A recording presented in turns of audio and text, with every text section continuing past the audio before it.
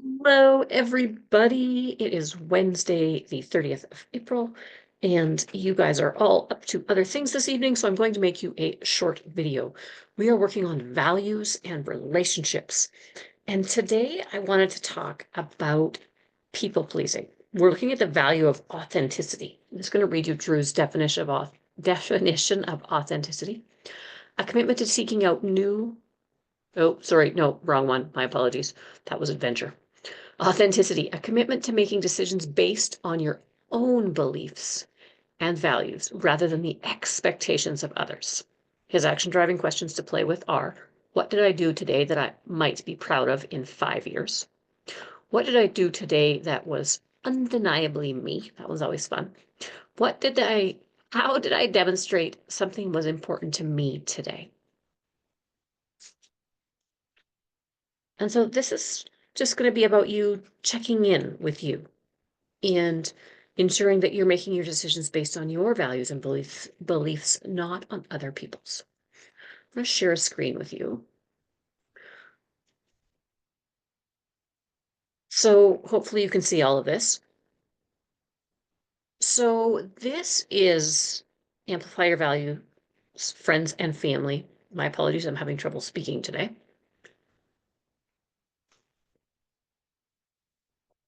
On the website. When you go to the website, do this drop down arrow and then find amplify your values. In navigating our closest relationships, how do we stay true to ourselves, support others, and model a different way? Starting with our own values gives us a foundation to align as we enter new relationships with others. These values also guide us in creating boundaries to navigate healthy and safe partnerships. Communication and an agreement to work through situations is vital when it comes to relationships with family and friends. Be honest with yourself and others, even when it's hard to create a powerful foundation for those closest to us. So I wanted to look at authenticity in this one because sometimes we people please.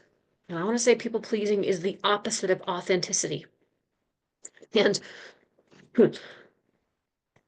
it's really interesting how our old beliefs can undermine things. And for me, I've been noticing lately that I'm getting better at saying no to things for other people and yes to me. And I thought I was doing great at it already. And that was the thing that was just like, oh, seriously? So I just want you to look at this. And some of you are like, yep, I'm a total people pleaser. And you're aware of that and you're working on it. And other people are like, no, I'm not a people pleaser. I would have never described myself as a people pleaser.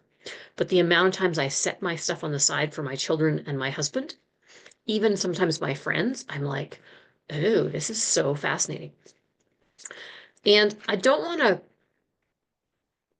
I think gender is important to bring up here, just because for those of us that identify as female, we have had a lifetime of the expectations that we serve the men in our life. This is like historical. And I don't want to discredit anybody's values or beliefs or how they think about anything. I'm just looking at historically when we think about beliefs and patterns that we have brought forward as women. We used to be property. We used to not be able to do anything without permission of others. So I feel like there's this historical piece that we're still moving through, and we might be moving through for generations. And then we bring our own family situations into that, and then it looks even different. So I just want to bring that to the surface. I'm not bashing anybody or anything like that. I just want it as a bit of a food for thought. So when we look at authenticity, begin to explore your own value. Beginning to explore our own values gives us a glimpse into what authenticity can mean. Getting clear on what is important to you and your desires and dreams allows you to speak to your beliefs and values rather than just going along with others. Side note, to help you with those dreams and desires and goals and such, I'm running a workshop. The May 3rd workshop has now moved to June 7th.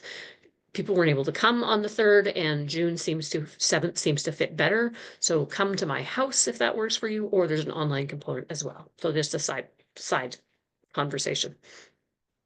Because sometimes when we're able to unpack things with other people, and just have a different perspective of another person can really help us see things differently. And we're not trying to make things good, bad, right, or wrong. It's just a different perspective. And then you choose what you take away from it. Your convictions show up in your actions. When you can trust your own judgment rather than relying on what others think, it gives you the courage to say yes to what aligns and no to what isn't a fit for you. So just a little example here. About 5 o'clock, half an hour before our call, my crew came home and there was mayhem and all these things needed to be done and everything was a panic. 6 months ago, I'd be like, oh, I'll come help feed cows. And then I would have rushed to feed cows and then rushed to get to this call and would not have felt ready. Today, I'm like, nope, I'm not stepping up to give myself, overgive in myself. And so that's just a little example of the difference in where I was 6 months ago as to where I was now. And I feel less guilty about it. I can't say I don't feel any guilt about it, but I definitely feel less guilty about it.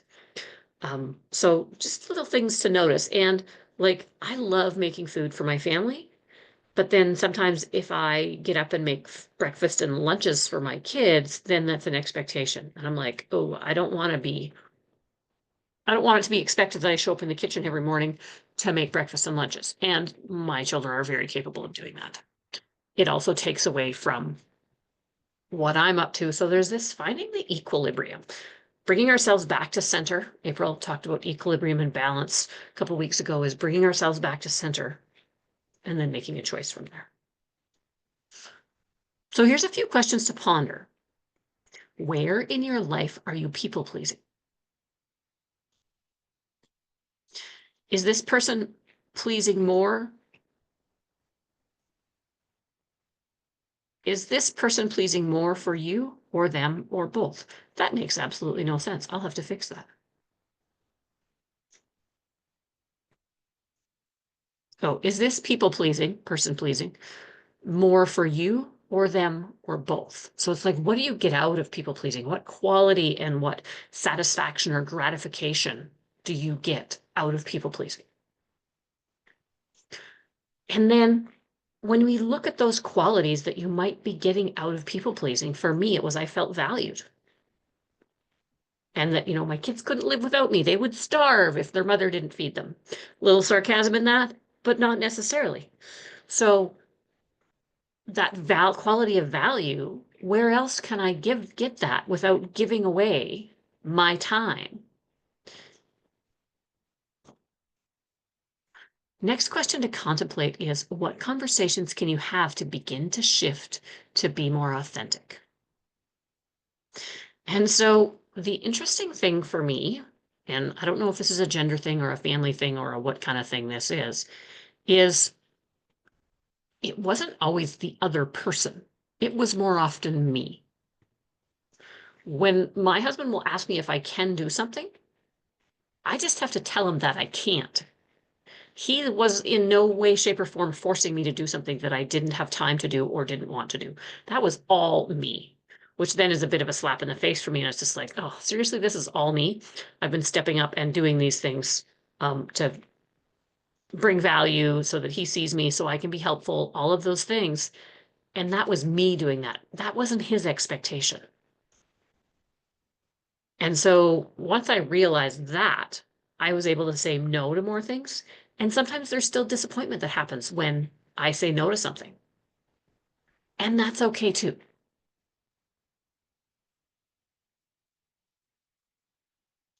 Last question to ponder, what actions can you take to align more with your beliefs and values?